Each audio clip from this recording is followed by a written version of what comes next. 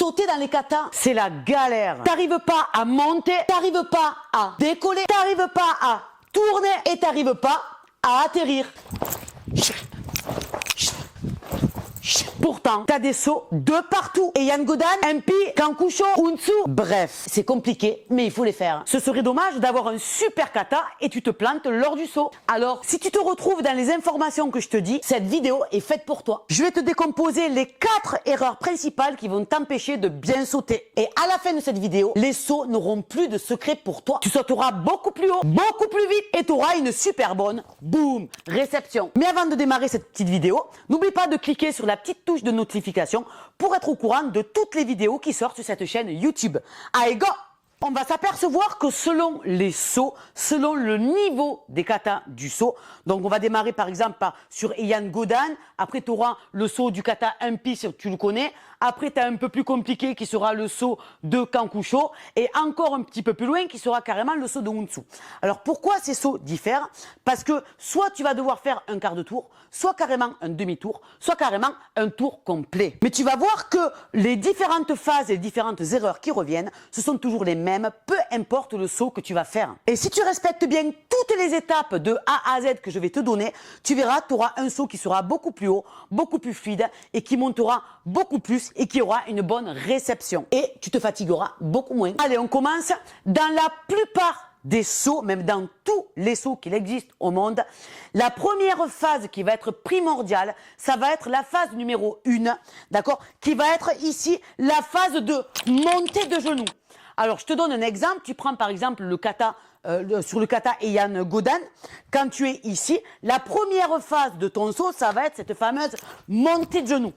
Si tu prends le kata MP, la première phase qu'il va y avoir, il va y avoir cette fameuse phase de montée de genoux. Tu prends le kata Kankusho, il va y avoir cette première phase qui va être la montée de genoux. Tu prends le kata Unsu, il va y avoir cette première phase qui va être la montée de genoux. Et là, l'erreur numéro 1 qui survient sur la plupart des gens, c'est quoi? C'est que tout simplement, les gens, d'accord, quand vous voulez commencer à lancer votre saut, vous y allez rapide, ça y est, pas de souci, mais souvent vous arrêtez l'inertie ici, au niveau du nombril. En gros, je dis à mon corps, vas-y, je veux sauter, mais je m'arrête ici. Ce qui veut dire quoi? Ce qui veut dire qu'en fait, je vais couper tout mon élan, puisque au lieu de monter le genou très haut, de continuer l'inertie vers le haut, je dis à mon corps, stop. Donc cette première phase, elle est primordiale, parce que souvent on s'arrête là. Donc dorénavant, toute phase de saut, on va venir monter le genou au niveau de la gorge. Et je dis bien au niveau de la gorge. Pourquoi? Parce que la plupart d'entre vous, et moi je faisais ces erreurs pendant des années, c'est qu'on s'imagine qu'en fait, comme on va vite sur la prise d'élan, on s'imagine que le genou, il monte haut. Mais non, parce qu'en fait, on est tout le temps en train d'arrêter cette inertie. Donc la priorité, la règle numéro 1, ça va être de monter le genou le plus haut possible, limite jusque dans, boum, la gorge.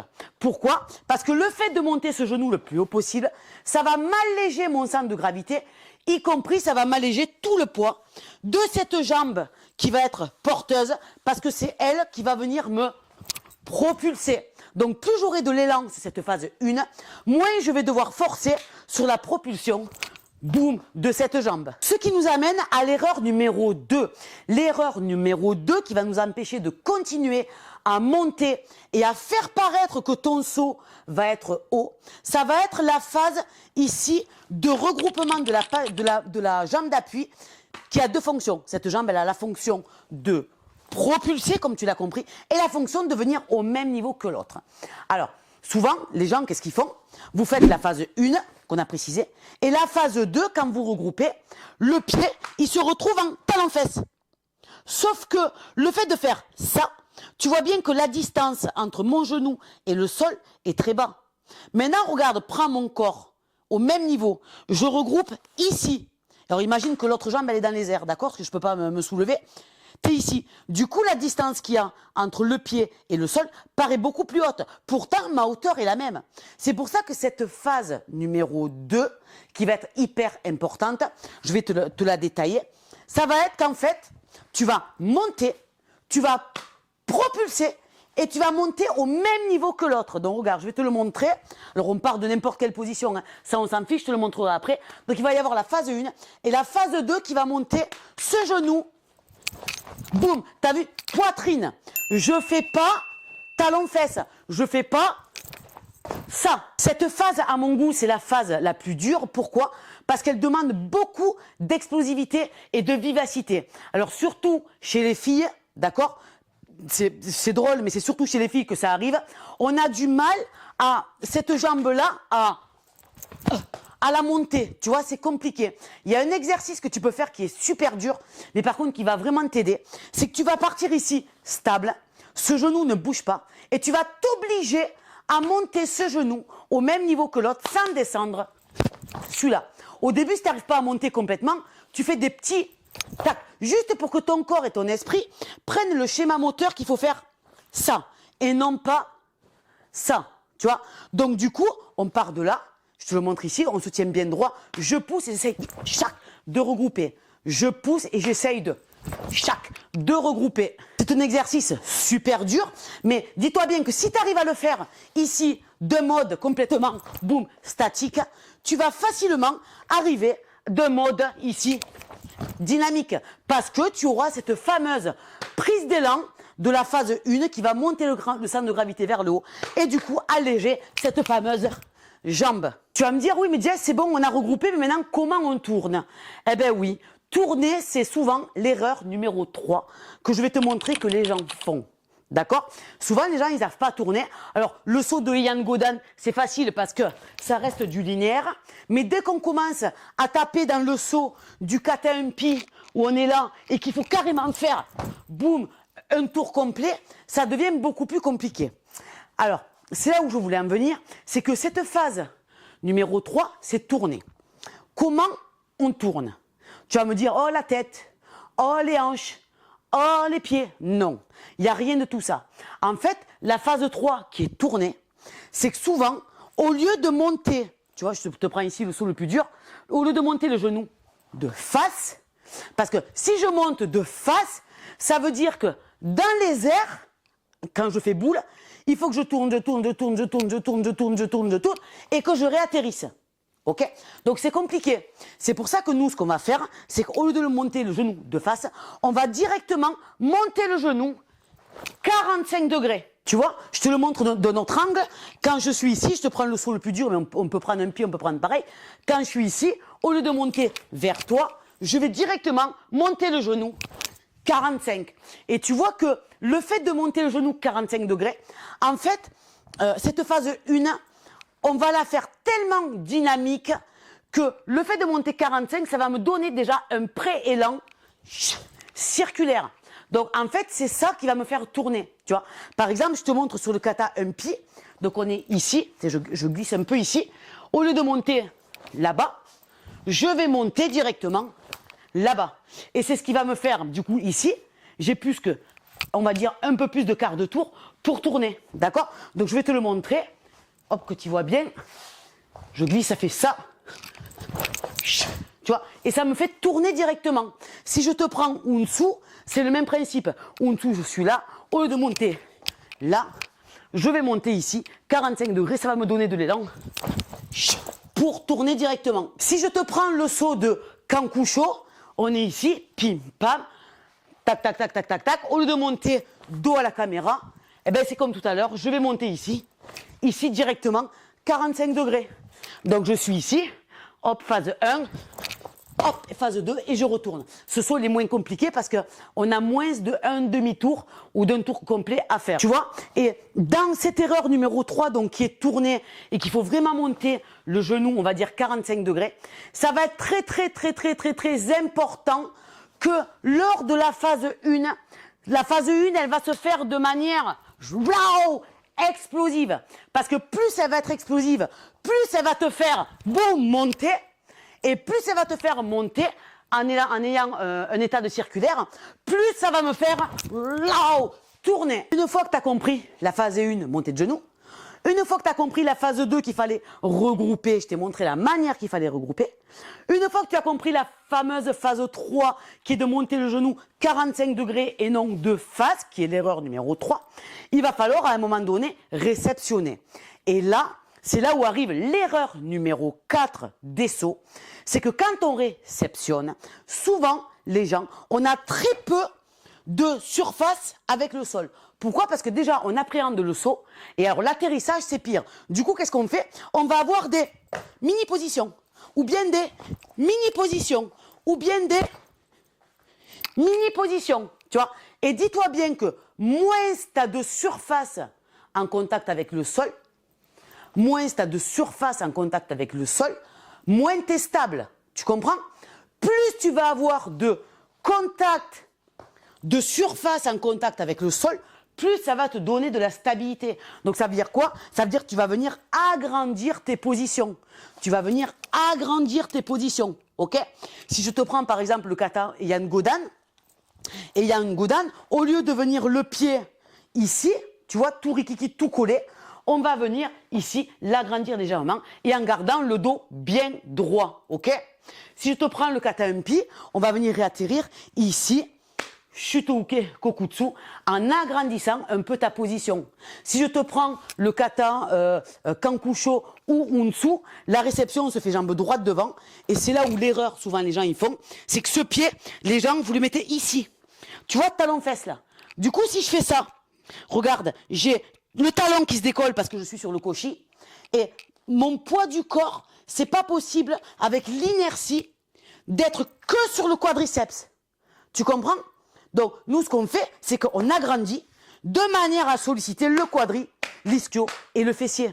Tu vois, je te le montre ici, entre ça, tu vois, ici, là, t'es serrant, où t'es que sur le quadri, et vraiment, là où t'as grandi, où les mains sont juste là pour stabiliser, là, on va dire, tu utilises le quadri, l'ischio et le fessier. Et du coup, boum, tu peux avoir une bonne réception stable. Et ma question est, quand je réceptionne, est-ce que je me laisse complètement tomber? Est-ce que je me laisse complètement tomber? Ou est-ce que je viens ancrer le pied dans le sol? D'après toi? Eh bien, je viens ancrer mes pieds dans le sol. Il faut te dire qu'une fois que tu es en l'air, que ça fait boule, tu vas laisser grouper, grouper, grouper, grouper, grouper, grouper. Et ça va être au dernier moment que, bam, tu vas venir ancrer le pied dans le sol, tu vois. Je vais te montrer l'exemple de Yann Godan, par exemple. Et Yann Godan, je vais venir comme si je veux taper le pied dans le sol, comme si je veux remonter, tu vois. Parce que ça va éviter, en fait, d'avoir toute l'inertie qui part en bas et de faire le fameux yo-yo. Tu comprends? Donc non. Et Yann Godan, je monte ma phase 1, je monte ma phase 2 comme on a vu, et ma phase 3, je viens, poum, taper le sol comme si je voulais rebondir dans le sol. Ça fait ça. Tu vois, j'exagère, hein, mais après, ça se voit pas dans l'élan. Mais c'est ce qui va me permettre d'avoir cette certaine stabilité, d'accord? Et boum, le fait de ne plus bouger. Si je te prends le saut du kata Umpi, ok?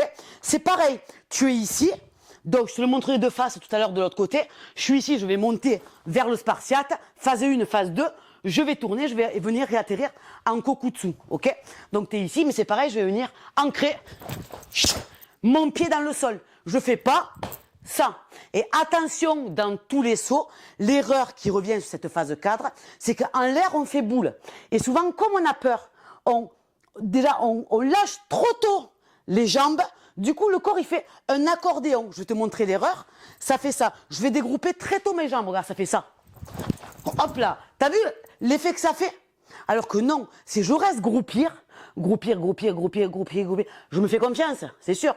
Et au dernier moment, bam, je viens ancrer le pied dans le sol. Donc je vais te le remontrer, que tu vois bien sur la caméra. Donc ça fait ça. Ici, au dernier moment. Tu vois, si je te montre le saut de Kankusho, je vais te le montrer dans ce sens-là. Après, je te le changerai de côté s'il faut. Quand tu es ici, je vais monter vers le rideau, ok? Mais mon atterrissage va être exactement le même, en agrandissant ici ma position, en restant groupir au dernier moment, boum, je vais venir ancrer mon pied dans le sol. Tu vois? Et regarde mes pieds comme ils sont. Cheville, genou, d'accord? Et après, ça me fait le quadri, l'ischio et le fessier. J'ai 3 groupes musculaires qui sont forts pour ma réception. Je te le montre face à la caméra. Donc ça fait, quand tu es ici, 1, 2, tu vois, je vais vraiment monter là-bas. Tu vois? Et si je te montre Unsu c'est pareil. Quand tu es là, je vais monter donc 45 degrés phase 1, phase 2 je regroupe, phase 3 je tourne avec la dynamique de la phase 1 et j'agrandis ici mes pieds dans le sol. Donc ça fait plutôt ça. Tu vois? Attends, je le refais parce que j'ai mal réceptionné, j'ai pas assez envoyé ici. Voilà, tu vois, c'est mieux. Tac. Je vais te le montrer de profil, que tu vois un peu mieux. Donc ça fait ça. Ça. Tu vois? Et si je suis exigeante, j'ai fait une circulaire avec ma jambe. Au lieu de monter ici sur la phase 1. Donc je vais te le refaire. Regarde, ça fait vraiment ça. Là. Circulaire. Une fois que tu as travaillé toutes ces étapes, une par une, comme je te les ai citées, c'est important après, parce qu'une fois que tu as la technique du saut, c'est bien de le développer sur un côté musculaire. Je te conseille d'aller voir la vidéo sur les exercices à faire spécifiques pour les sauts, pour travailler ta détente.